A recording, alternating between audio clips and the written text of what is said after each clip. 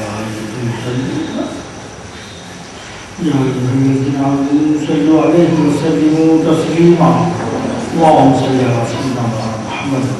وعلى آل سيدنا محمد بكل شيء ایک بار جو کئی دفعہ بھی آج پھر اس کا ارادہ کر لیں گے کہ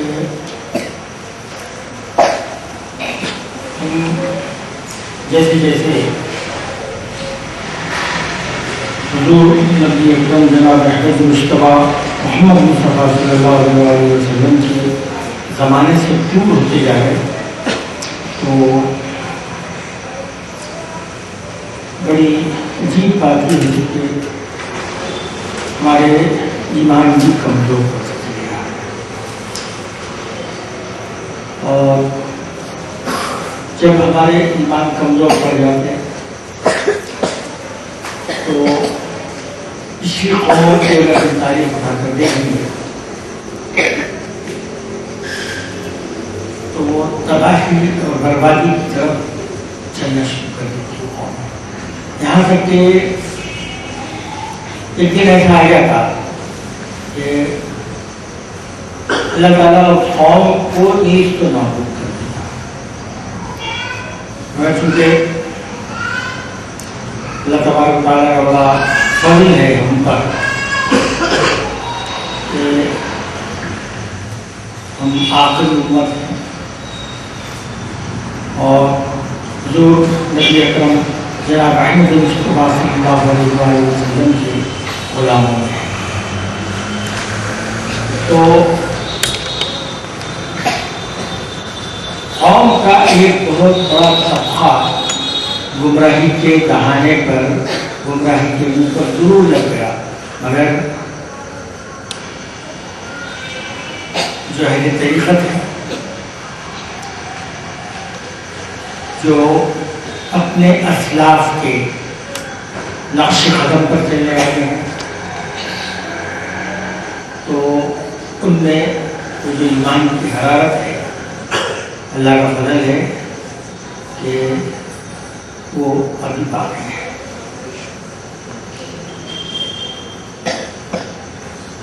میں جس بات کی طرف توجہ دلانا چاہ رہا ہوں یہ ہے اہم بات کہ آج کل بڑے بڑے جلسے ہوتے،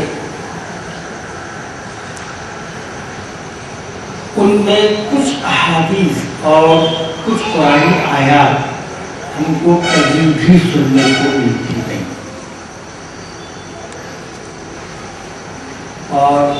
وہ جو طبقہ ہے ایسا ہے کہ ان کے پاس اسلام ہے مگر نبی اکرم جناب احمد مصطفیٰ محمد مصطفیٰ صلی اللہ علیہ وآلہ وسلم کی محبت کے بغیر، جبکہ ہم جو سلسلوں سے وابستہ ہیں تو اس میں محبت کے بغیر ہم ایماندار ہی نہیں، ہمارا ایمان ہی ناقص ہونا بہت دور کی بات ہے، کامل نہیں ہونا وہ بھی کوئی الگ بات ہے، ہم ایماندار ہی نہیں ہیں۔ محمد کی محبت دین حق کی شرط اول ہے، اسی میں وہ اگر قانون تو سب کچھ ناممکن ہے۔ محمد ہے متاع عالم ایجاد سے پیارا، ادھر مادر برادر مال جان اولاد سے پیارا۔ تو یہ اللہ کا فضل ہے کہ یہ اسپرٹ جو دلی مریض کے طبقے والے ہیں ان میں یہ اسپرٹ ہے۔ اسی واسطے آل رسول صلی اللہ علیہ وآلہ وسلم کی محبت کی اللہ تبارک تعالیٰ نے ہمارے دلوں میں بھرپور رکھ دیا ہے۔ تو جو آیتوں کے حوالے میرے سامنے اس وقت خاکی کربلا نام کی کتاب ہے،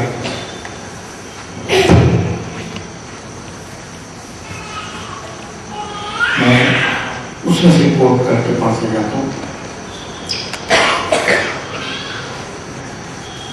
انہوں نے بڑا دلچسپ پہلا اختیار کیے. اللہ تبارک تعالیٰ خاک کربلا لکھنے والے صاحب کی خدمت کو قبول فرمائے اور ان کے صدقے میں ہمارے ایمان کو اور کامل فرما دے. قرآن کی انہوں نے پہلی آیت تحریر فرمائی. اس کی ترجیح یوں بنی کہ ہر نبی اور رسول نے اپنے اپنے وقت میں اپنی اپنی قوموں کو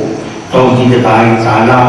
احکام الہیہ اور اپنی رسالت کی تبلیغ فرمائی، اور ساتھ ہی یہ بھی فرمایا کہ اس تبلیغ اور ارشاد کا اجر میں تم لوگوں سے طلب نہیں کروں گا، بلکہ اس کا اجر تو میں میرے خالق اور مالک کے پاس محفوظ ہے. اس نے مجھے اس خدمت کا بھرپور اجر دے رکھا ہے. چنانچہ حضرت نوح علیہ السلام نے جب اپنی قوم کو توحید خداوندی کی دعوت دی اور اپنی قوم کو ایک خدا کی عبادت کرنے کی تبلیغ فرمائی اور عذاب الہی سے ڈرایا،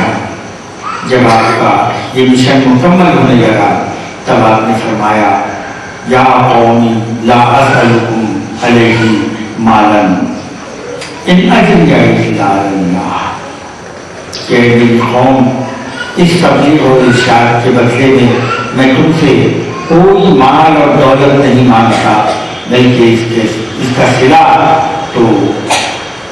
اللہ نے مجھے دے رکھا ہے. اسی طرح حضرت داؤد علیہ السلام کا زمانہ آیا، انہوں نے بھی اپنی قوم کو احکام خداوندی بتلائے اور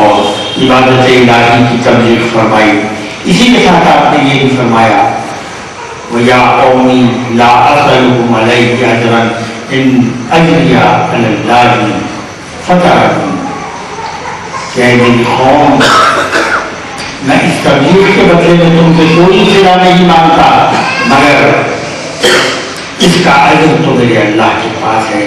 جس نے کہ مجھے پیدا کیا. لیکن جب سید المرسلین حضرت محمد مصطفیٰ صلی اللہ علیہ وسلم کا وقت آیا اور آپ نے توحید باری تعالیٰ، اپنی رسالت اور حساب و کتاب اور حشر و نشر اور عذاب و ثواب ان سب کی انہیں پہچانت کرا دی اور ان سب کی انہیں دعوت دے دی، یعنی اسلام کی دعوت دے دی، تو پھر پتھروں کے پجاریوں کو ایک خدا کا پرستار بنا دیا اور کفر اور شرک کے سمندر میں ڈوبے ہوئے لوگوں کو دولت ایمان عطا کر کے کنارے پر لگا دیا. تب جو سارے پیغمبر اجر کی بات فرما رہے تھے وہ حضور نبی اکرم صلی اللہ علیہ وسلم نے نہیں، بلکہ ان کو بھیجنے والے حق تعالیٰ نے وہ بات فرمائی. خداوند تعالیٰ کی طرف سے حکم ہوا قل لا اسألکم علیہ اجرا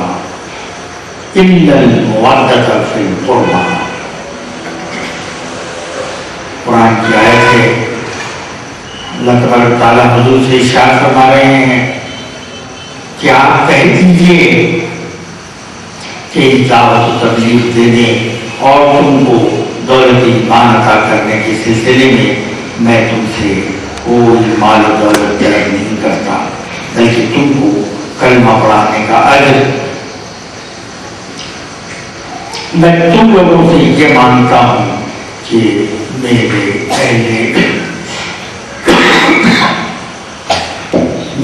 اہل بیت سے محبت کرو. محبت کا کیا مطلب ہے؟ علی کے قدم چومو، بی بی فاطمہ زہرا کی چوکھٹ پر سر جھکاؤ، حسن کا دامن تھامو اور امام حسین سے عشق پیدا کرو. اس آیت پاک پر غور کرو، کس پیارے انداز میں خدا تعالیٰ کی طرف سے نبی کے کلمہ پڑھانے اور دولت ایمان عطا کرنے کا صلہ دنیا والوں کو ضلالت اور گمراہی کے اندھیروں سے نکال کر رشد و ہدایت کی روشنی میں لانے کا صلہ اور کفر و طغیان کے سمندر میں غوطے کھانے والوں کو دین و ایمان کا سہارا دے کر کنارے پر لگانے کا اجر محبت اہل بیت اور غلامی عطرت پیغمبر اور عشق امام حسین کی صورت میں ہم سے طلب کیا جا رہا ہے۔ اور پھر اس آیت مبارکہ کے پیش نظر یہ حقیقت بھی ہم پر بالکل کھل کر سامنے آ جاتی ہے کہ اگر کوئی مسلمان کلمہ بھی پڑھتا ہے، روزے بھی رکھتا ہے، نمازوں کا بھی پابند ہے، حج و زکوٰۃ بھی ادا کرتا ہے اور ساری رات مصلی پر بیٹھ کر نفل پر نفلیں پڑھتا ہے، لیکن اس کے دل میں اگر اہل بیت نبوت کی محبت نہیں تو پھر نہ اس کے کلمے کا کوئی اعتبار، نہ اس کے ایمان کی کوئی قیمت، اور پھر نبی اکرم جناب احمد مجتبیٰ محمد مصطفیٰ صلی اللہ علیہ وآلہ وسلم نے اس حقیقت کو اور بھی کھول کر بیان فرمایا۔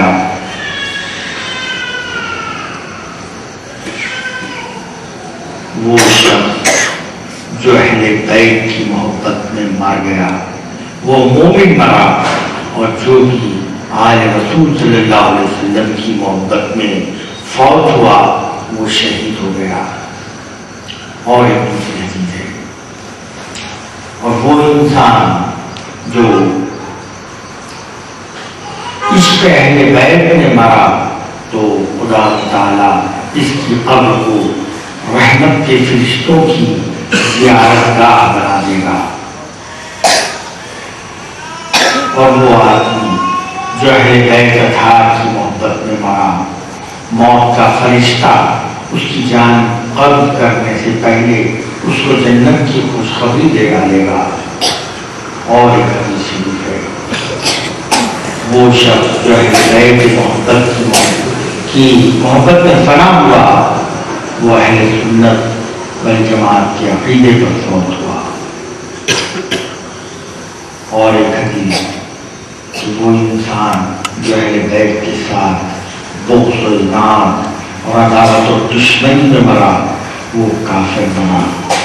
ایسا شخص جنت کی خوشبو بھی نہ پا سکے گا۔ اور ایک حدیث، جس نے میرے اہل بیت پر ظلم کیا اس پر خدا متعالیٰ نے جنت حرام کر دی۔ اللہ ہم سب کو محفوظ رکھے۔ غور کرو کہ سید المرسلین نے کیسے کیسے الفاظ میں کسی کے ایمان اور کفر اور جنت کی اور دوزخ کی ہونے کا دار مدار اہل بیت کی محبت اور دشمنی اور عطرت پیغمبر پر رکھا۔ محبت اہل بیت ایمان ہے اور بغض اہل بیت کفر ہے۔ محبان حسین جنتی ہیں اور دشمنان حسین جہنمی۔ اور پھر نبی اکرم صلی اللہ علیہ وسلم نے محبت اہل بیت کو اہل سنت و جماعت کے ساتھ وابستہ کر کے یہ بات بھی واضح فرما دی کہ اہل سنت و جماعت کی ایک ایسا گروہ ہے، ایک ایسا فرقہ ہے جو صحیح معنوں میں محب اہل بیت ہے۔ سوال یہ پیدا ہوتا ہے کہ اہل بیت نبوت اور عطرت رسول صلی اللہ علیہ وسلم یہ کون لوگ ہیں؟ تو اس کے جواب میں آؤ اپنے ہی نبی جناب حضرت احمد مجتبیٰ محمد مصطفیٰ صلی اللہ علیہ وآلہ وسلم کی احادیث میں تلاش کریں۔ مسلم شریف کی ایک حدیث ہے، وہی حدیث ترمذی شریف میں بھی ہے، اور مشکا شریف حضرت سعد بن وقاص رضی اللہ تعالیٰ فرماتے ہیں کہ جب عیسائیوں کا مقابلہ کرنے کے لیے آئے تھے مباہلہ نازل ہوئی تو نبی اکرم صلی اللہ علیہ وآلہ وسلم نے حضرت علی بن فاطمہ الزہرا اور حضرت حسنین کو بلایا اور فرمایا کہ اے میرے خدا یہ میرے اہل بیت ہیں۔ بی بی عائشہ صدیقہ رضی اللہ تعالیٰ عنہا فرماتی ہیں کہ ایک دن حضور اکرم صلی اللہ علیہ وآلہ وسلم باہر نکلے اس حالت میں کہ آپ کے اوپر ایک کمبل تھے، بس حضرت سیدنا امام حسین آ گئے تو نبی اکرم صلی اللہ علیہ وسلم نے ان کو اس کمبل میں داخل کر لیا، پھر امام حسین تشریف لائے تو وہ بھی اس کمبل میں داخل کر لیے گئے، اور پھر خاتون جنت بی بی فاطمہ الزہرا تشریف لائیں تو نبی اکرم صلی اللہ علیہ وآلہ وسلم نے ان کو بھی اسی کمبل میں داخل کر لیا، اور پھر سیدنا علی کرم اللہ وجہہ آئے تو رسول اکرم صلی اللہ علیہ وآلہ وسلم نے ان کو بھی اسی کمبل میں داخل کر لیا، اور پھر نبی اکرم صلی اللہ علیہ وآلہ وسلم نے یہ آیت تلاوت فرمائی، انما یرید اللہ لیذھب عنکم الرجس اہل البیت ویطہرکم تطہیرا۔ اے میرے اللہ یہی میرے اہل بیت ہے، بس تو ان کو پاک کر دے اور ان کی نجاستوں کو دور کر دے۔ ان حدیث اور آیات قرآن کی تفسیر پیغمبر صلی اللہ علیہ وسلم سے یہ ہے، قرآن تفسیر سے یہ حقیقت پوری طرح واضح ہو جاتی ہے کہ اہل بیت رسول ہی نفوذ قدسیہ ہیں، یعنی سیدنا علی کرم اللہ وجہہ، بی بی فاطمہ زہرا رضی اللہ تعالیٰ عنہا اور حضرات حسنین علیہ السلام۔ قرآن پاک کی مذکور آیت میں جس انداز اور جس اسلوب سے عزت پیغمبر صلی اللہ علیہ وآلہ وسلم کی مبارک شان کو بیان کیا گیا ہے وہ اہل ایمان اور درد دل رکھنے والے مسلمانوں کے لیے باعث راحت جان و دل ہے۔ پہلی آیت جو پڑھی ہوئی اس آیت پاک کو آیت مباہلہ کہتے ہیں۔ مباہلہ یہ ہے کہ دو فریق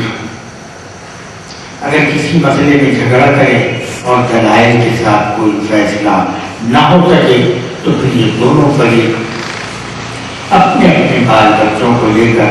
کسی میدان میں آتے ہیں اور ایک دوسرے کی بربادی کے لیے بد دعائیں کرتے ہیں،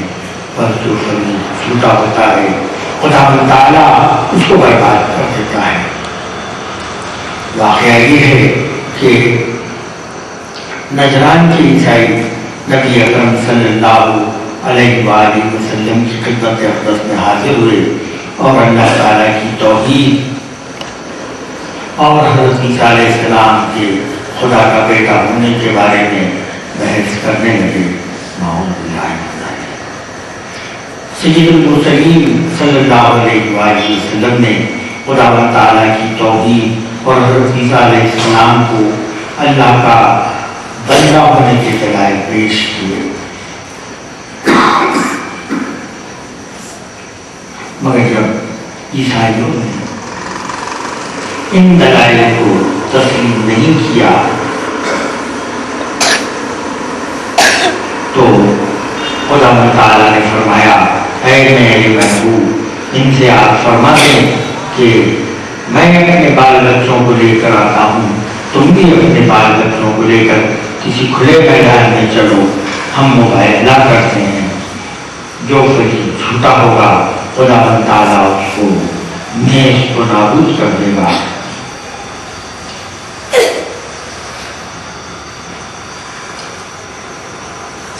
نبی اکرم صلی اللہ علیہ وسلم نے دائیں انگلی حضرت امام حسن کو پکڑوائی اور بائیں انگلی حضرت سیدنا امام حسین کے ہاتھ میں تھی، اور اپنی بیٹی بی بی فاطمہ الزہرا رضی اللہ تعالیٰ عنہ سے فرمایا کہ تو میری کمبل کا دامن تھام دے، اور سیدنا علی کرم اللہ وجہ سے فرمایا کہ تو بی بی فاطمہ کی چادر کا پلو پکڑ لے، اور اس شان سے اہل بیت نبوت کا یہ نورانی قافلہ توحید خداوندی کی ایک روشن دلیل بن کر عیسائیوں کے مقابلے کے لیے روانہ ہوا۔ حضور اکرم صلی اللہ علیہ وسلم نے اپنے ان چاروں ساتھیوں سے فرمایا کہ جب میں دعا کروں تو تم سب کے سب آمین کہنا، اور پھر جب یہ خاندان نبوت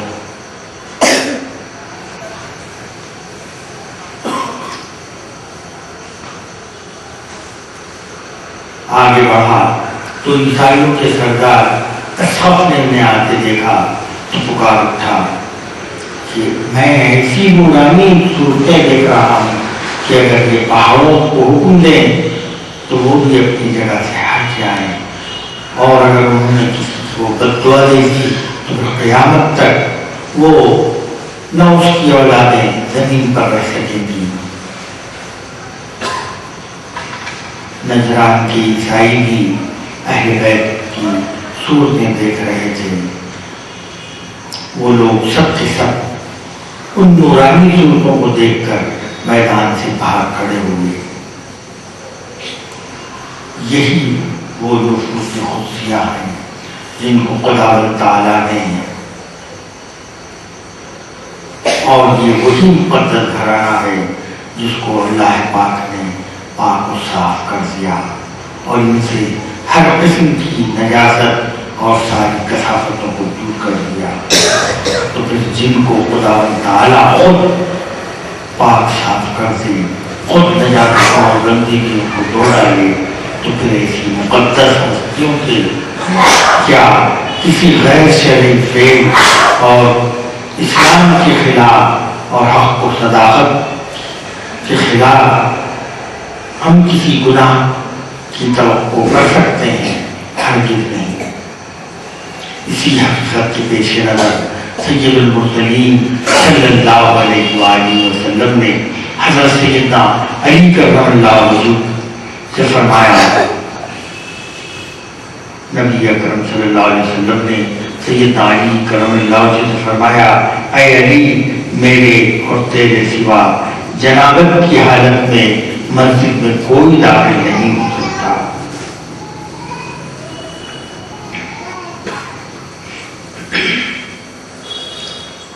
حضرت ابی ذر غفاری رضی اللہ تعالیٰ عنہ فرماتے ہیں، وہ کعبے کی دیوار کو پکڑے ہوئے تھے کہ میں نے نبی اکرم صلی اللہ علیہ وسلم سے سنا، فرما رہے تھے کہ میری اہل بیت کی مثال اے مسلمانوں تمہارے لیے حضرت نوح علیہ السلام کی کشتی کی سی ہے کہ جو شخص بھی اس میں سوار ہو گیا وہ بچ گیا، اور جو سوار نہ ہوا وہ ڈوب کر ہلاک ہو گیا۔ حضرت زید بن ارقم رضی اللہ تعالیٰ عنہ فرماتے ہیں، ایک دن نبی اکرم صلی اللہ علیہ وآلہ وسلم ہم میں کھڑے تھے اور فرمایا، اے مسلمانوں، میں تمہارے اندر دو بڑی ہی عمدہ چیزیں چھوڑ رہا ہوں، ایک اللہ کی کتاب کہ اس میں ہدایت بھی ہے اور نور بھی ہے، اور دوسرے میرے اہل بیت، نسل انسانی کی ہدایت اور رہنمائی کے لیے نبی اکرم صلی اللہ علیہ وآلہ وسلم نے اس حدیث پاک میں جن دو چیزوں کا ذکر فرمایا ہے، ان میں ایک قرآن پاک ہے اور دوسرے اہل بیت تھا۔ تو جو مسلمان بھی ان دونوں کو مضبوطی سے پکڑے گا وہ کبھی بھی گمراہ نہ ہوگا۔ چاہیے کہ قرآن پاک کی عظمت کے ساتھ ساتھ اہل بیت نبوت کی تعظیم و تکریم، ان سے محبت اور الفت اور ان کی غلامی اور ان کی نیاز مندی بھی ایک کلمہ پڑھنے والے مسلمان کے لیے ضروری ہے۔ اور اگر کوئی مسلمان ان دونوں میں سے کسی ایک ہی کو مرکز ہدایت سمجھے گا تو عمر بھر راہ حق سے وہ بھٹکتا رہے گا، جیسا کہ لوگ قرآن پاک کو چھوڑ کر صرف اہل بیت ہی کو مرکز ہدایت سمجھتے ہیں، اور بعض اہل بیت کو چھوڑ کر صرف قرآن ہی کو منبع حق و صداقت سمجھتے ہیں۔ مگر یہ اللہ تبارک تعالیٰ کا بڑا فضل ہے، اور جناب رسول خدا صلی اللہ علیہ وآلہ وسلم کا صدقہ ہے کہ اہل سنت و جماعت کی حضور اکرم صلی اللہ علیہ وسلم کی اس حدیث پاک پر پوری طرح عمل کرتے ہیں۔ وہ جہاں قرآن پاک کو نسل انسانی کے لیے ہدایت نامہ مانتے ہیں، وہیں اہل بیت اطہار کو بھی اپنی رہنمائی اور پیشوائی کے لیے ایک مشعل راہ جانتے ہیں، اور